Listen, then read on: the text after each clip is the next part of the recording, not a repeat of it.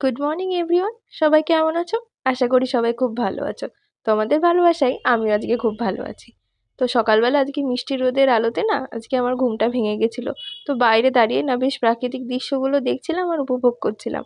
তো তারপরে ঘরে চলে আসলাম ঘরগুলো পরিষ্কার করতে।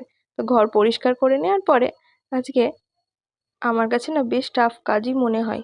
তার কারণ তার কারণ হলো অনেকগুলো ঘর আমাকে আজকে একসাথে পরিষ্কার করতে হবে। এখন ডেইলি বেসিসে এটাই এখন আমার রুটিন হয়ে গেছে। তার কারণ কি, আমার দাদু এখন মারা যাওয়াতে এখন যেহেতু আমাদের গুরুদশা চলছে, তো গুরুদশা চলার জন্য এই সমস্ত কাজ এখন আমিই করছি। যদিও বা এই সমস্ত কাজ প্রতিদিন আমার মাই সামলায়, আর আমি যেহেতু দোকানদারি করি। ওপরের ঘর মুছে ওপরের ঘর ঝাড় দেওয়ার পরে নিচে সিঁড়ি ঝাড় দেওয়ার পরে নিচের ঘরটায় চলে আসলাম। নিচের ঘরটা এসে বিছানা ঝেড়ে তারপর নিচের ঘরটাও গুছিয়ে ফেললাম।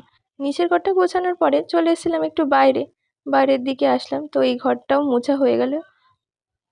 তারপর রান্নার জন্য গ্যাসটাকেও মুছে নিলাম। তো এরপরে আমার বাড়িতে বেশ অনেক দিন না সাবু জমিয়ে রেখেছিলাম, ভেবেছিলাম অনেক দিন হলে তারপরে পাঁপড় করে ফেলবো।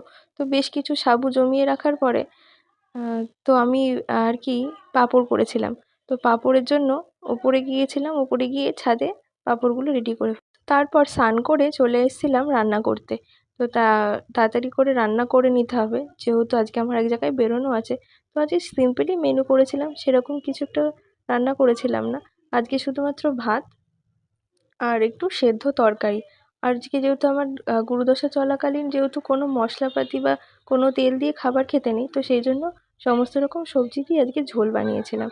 আর এটা দিয়ে লাঞ্চ সেরে নিয়েছিলাম। আজকের মতো এইটুকুই।